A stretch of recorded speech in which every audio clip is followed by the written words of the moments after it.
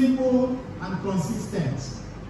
Development must reach real people in real communities. And this year, the progress has been concrete. We now have access to basic health care without traveling long distances or relying on crowded city hospitals. For the first time in decades, extensive water supplies have been restored to Enugu City. The 9th Mile Water Scheme and the revived Oji River Scheme are delivering volumes of water, ending chronic shortages that affected homes, schools, and small businesses. Our road infrastructure has expanded at scale. Over 1,000 kilometers of road have been completed or fixed. Public transportation has been modernized. Our 5 new state-of-the-art bus terminals at Holy Ghost Terminal 1 and Terminal 2, Abapa, Garki, and Nsoka have been commissioned, combined with the rollout of CNG buses and the upcoming hybrid city taxi. Daily commuting is becoming efficient and more affordable. We have also strengthened inclusion. The establishment of the State Disability Commission ensures that persons with disability are recognized, protected, and supported. Good governance. Mr. Speaker, honorable members, good governance is not a slogan for us. It is the organizing principle of this administration. It is the reason we introduced the Enugu State Citizens Charter, the first in our state's history, to formally commit government to measurable service standards and to give every citizen a clear basis on which to hold us accountable. We have strengthened transparency across all ministries and agencies through the automation of our revenue systems, digital receipts, and bank-linked payment platforms. We have removed human interference and short for decades. This is why our internally generated revenue has risen sharply, not because people are paying more, but because the system captures more. This year's budget builds on those reforms. We are deepening public financial management so that every naira spent is traceable, justified, and connected to real, measurable impact. Procurement rules have become the standard.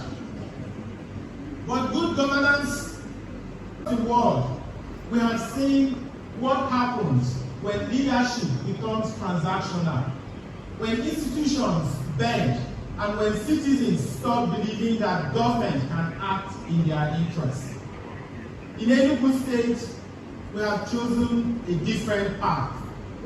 We're deliberately building institutions that are unbreakable, institutions that do not rise or fall on the mood of the moment, the pressure of politics, or the temptation of corruption. Through transparency and a culture of accountability, we're rebuilding the social. Without security, our government cannot earn trust if we cannot guarantee safety. From the outset, we built a tech-driven, intelligence-led economic transformation. Mr. Speaker, distinguished members, our economic transformation is not the result of isolated projects. It is the outcome of an interconnected ecosystem where targets within real reach. Not through one sector, but through a coordinated push across all parts of the economy. Digitization has been a major driver. Through the Enugu Geographic Information System, land records are now fully digitized. Reducing leakages, our IGR continues to grow. We also unlocked new engines of economic activities, the launch of Enugu Air, the operation of our modern bus terminals, and the commissioning of the 5,000 capacity International Conference Center. And brought back life into our service economy when over 20,000 lawyers attended the NBA conference here. Hotels filled up, transport operators earned more, vendors prospered, and money circulated throughout the state. Our tourism and cultural investments are beginning to show similar returns. With the ICC Hotel underway, the revitalization of Oguge's village, and new attractions, we are positioning Enugu to welcome up to 3 million visitors annually in the coming year.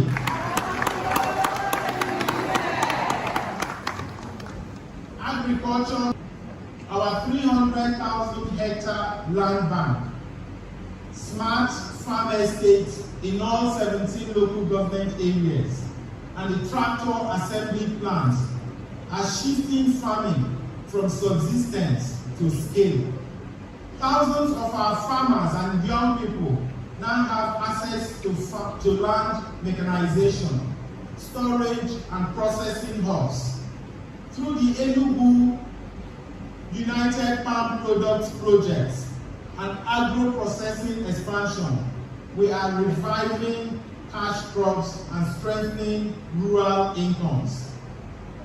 Looking ahead, we are doubling down on private public sector-led growth. Our industrial parks, agro-processing zones, renewable energy projects, and transport systems will all run on public-private partnerships. Our most strategic objective remains clear: to dramatically reduce dependency on federal allocations and build a self-sustaining state economy. We will grow our revenue base by improving efficiency, optimizing natural resources, and ensuring every sector contributes meaningfully, never by overburdening citizens. The budget in simple terms. Mr. Speaker, honorable members, let me put the performance of the 2025 budget in clear terms. For context, last year you approved a budget of 971 billion. Firstly, the revenues. The money coming into Enugu State has grown in ways we have never seen before. From Abuja, our fund inflow did not just meet expectations, it exceeded them by more than half. We projected about 150 billion receipts from FAC, but we received 230 billion, over 50% above projection. This is not accidental. It reflects the impact of His Excellency President Bola Ahmed Tinubu of fuel subsidies, the unification of foreign exchange rates, and other fiscal measures have strengthened our key macro indicators. We can see today that inflation has declined and it continues to trend downwardly. Interest rates have eased and the exchange rate has stabilized, and our foreign reserve has come to dollar mark. On our own end, our internally generated revenue is set to exceed. It is not yet where we ultimately want to be, but it is already the highest IGR in the history of Enugu State. A 221% increase over the 2024 fourth quarter of 2025. We would have already brought a revenue of 826 billion in total revenue.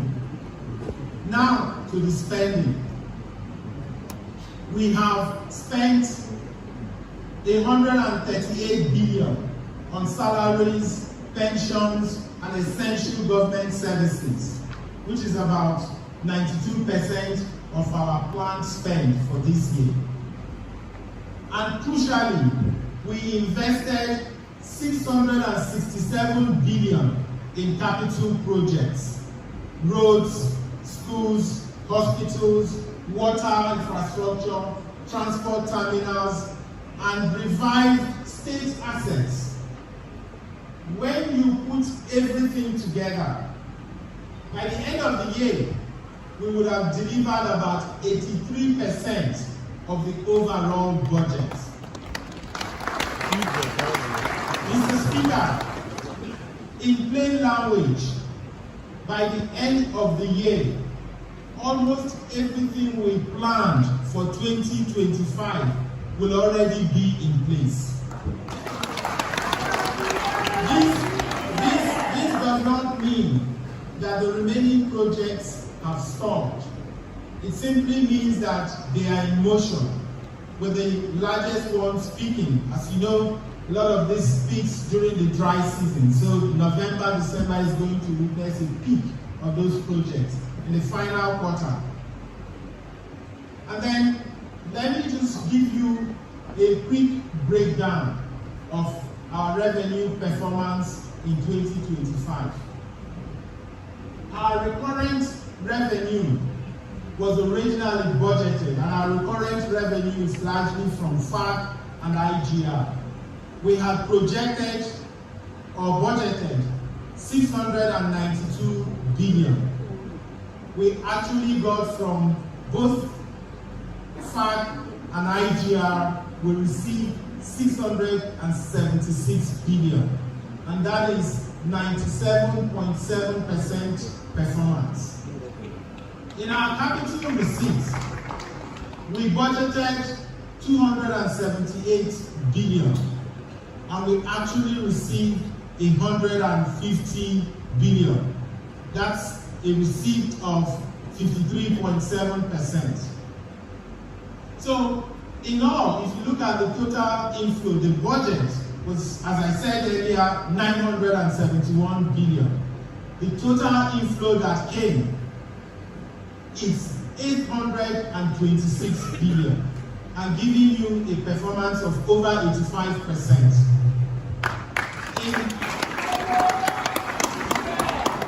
On the expenditure side of things, we budgeted 133 billion on our recurrent expenditure. We came back to you to revise those figures. The revised figure came to 150 billion. The actual as at date, it's 138 billion. Again, giving a performance of 92.2%. In the capital expenditure side of things, we originally budgeted 837 billion. We came to you to revise that figure to 820 billion. And today, the actual spend on the capital side is 667 billion, giving a performance of 81.2%. So overall, the total budget was 971 billion, and the actual is 805 billion, giving a performance rate of 82.9%. Mr. Speaker, distinguished members, let me present the overall picture of our 2025 spending in clear terms. So far, we have spent 806 billion. This means we have utilized 97.5% of all the money that came into the state and achieved 83% of the total budget implementation against a revised budget of 971 billion. This is what gives us the momentum we carry into the 2026 to 2028 budget. Mr. Speaker, moving forward, Enugu will move from laying foundations to scaling transformation across every sector. We have built the base. Now we lift the entire system. In education, after completing 260 primary schools, we move upward into secondary and tertiary development with new smart secondary schools and technical and vocational colleges. In infrastructure, we shift from opening roads to delivering an unprecedented expansion, reconnecting communities, markets, and industry across the state. Our transport upgrade steps up sharply. The fleet grows, more buses coming in, more terminals, more taxis, more aircraft,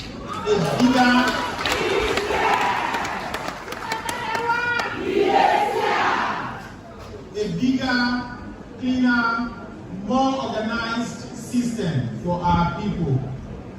Tourism moves from a few upgraded sites to a full visitor economy, with new attractions taking shape across the state. Our major state assets begin to bloom again, and long dormant facilities return to full productivity. All 260 farm estates gain full traction, pushing agriculture to scale. At the center of this expansion is the new Enugu Smart City, moving from groundwork to real construction, with land and infrastructure sales set to generate major revenue for the state. The 2026 budget high-level overview.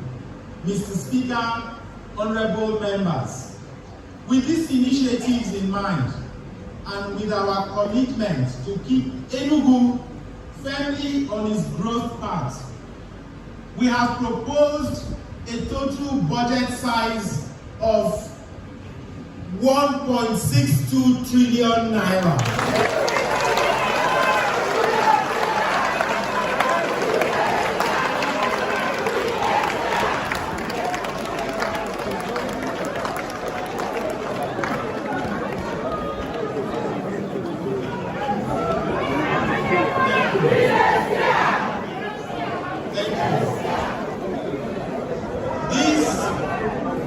This represents a 66.5% increase in our 2025 fiscal budget. Mr. Speaker, the breakdown of the revenue for next year's budget. We expect a total of 870 billion from our domestic revenue, from our IGR. and we expect a total of 387 billion from our federation account revenue. And from our capital receipts, we expect a total of 329 billion. Mr. Speaker, the estimated capital and recurrent expenditure for our personnel costs, we expect our personnel costs to increase to 149 billion. And I'm sure if you look at where we were last year on personnel, what we're doing this year is basically twice more than what we had in our personnel costs. And the logic is simple. I mean, you cannot expect to use the same workforce you used to execute a project size of 200 billion to do a project size of $1 trillion. So we're going to be increasing our workforce and increasing our manpower so that we have enough human resources that will essentially deliver on these projects. Our overhead also would be about 120 billion naira. Our consolidated revenue fund will be about 50 billion naira. So our total recurrent spend will be about 321 billion, which constitutes a total of 2 trillion, and to be specific, 1,296 billion naira. Again, constituting about 80% of our total budget. That brings the total budget size to 1,617 billion, 397 million, 465,000.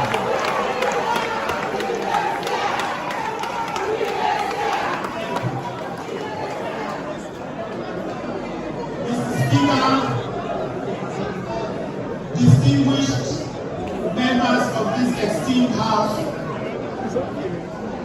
this very high capital allocation is deliberate.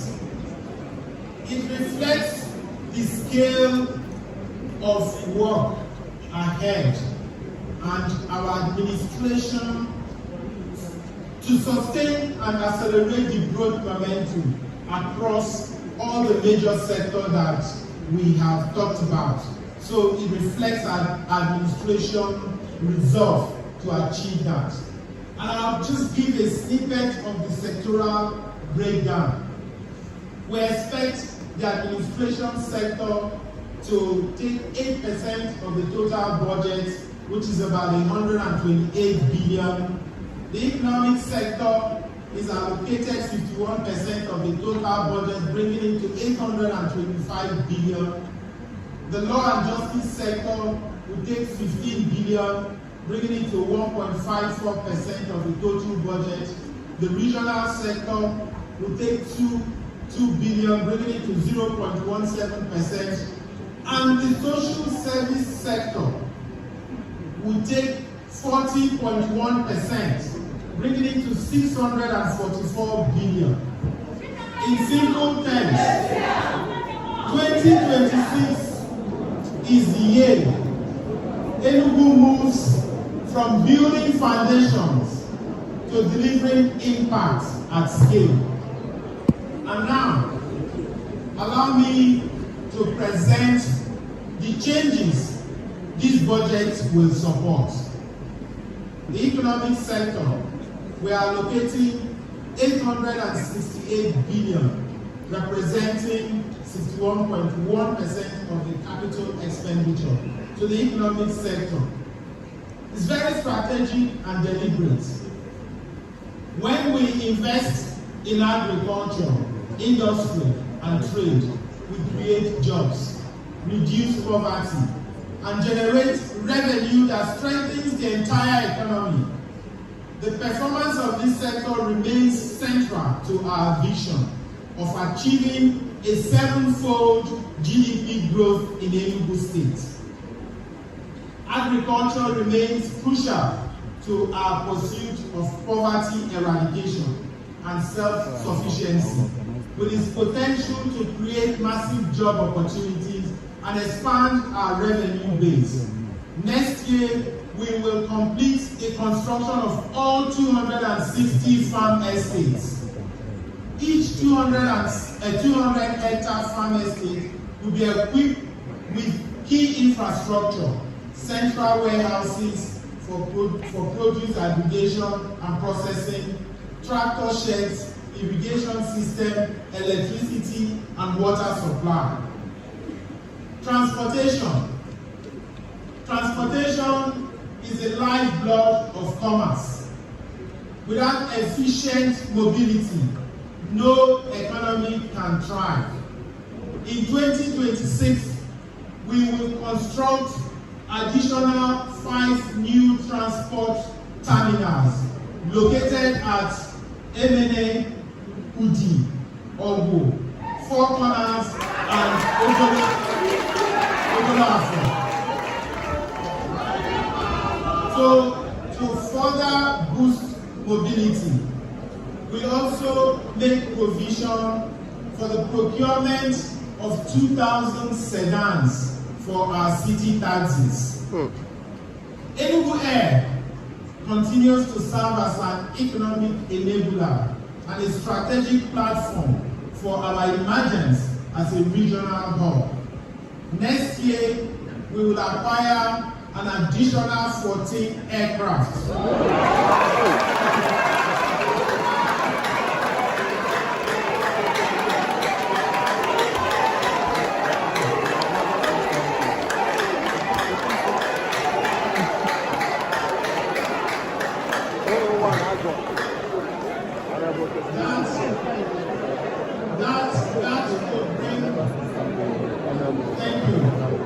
That will bring our total fleet to 20. You may be wondering, how did that mass come about? As you know, we procured 3 aircraft earlier in the year. We have already closed the procurement of additional 3 due to arrive any moment from now, but starting before Christmas. So we currently have 6 aircraft. So by procurement of additional 14, it will bring our total fleet to 20.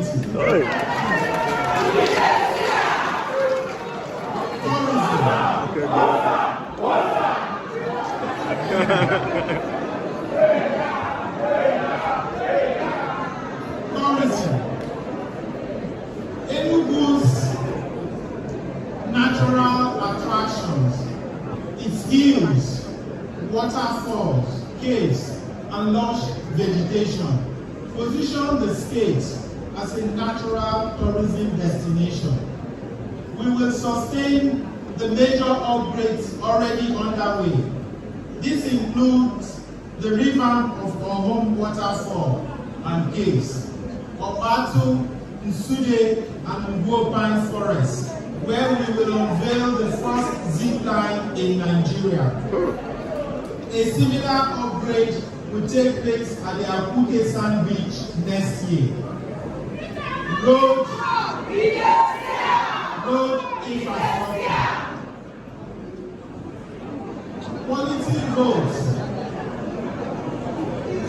Quality roads not only aid movement and beautiful cities, they drive growth.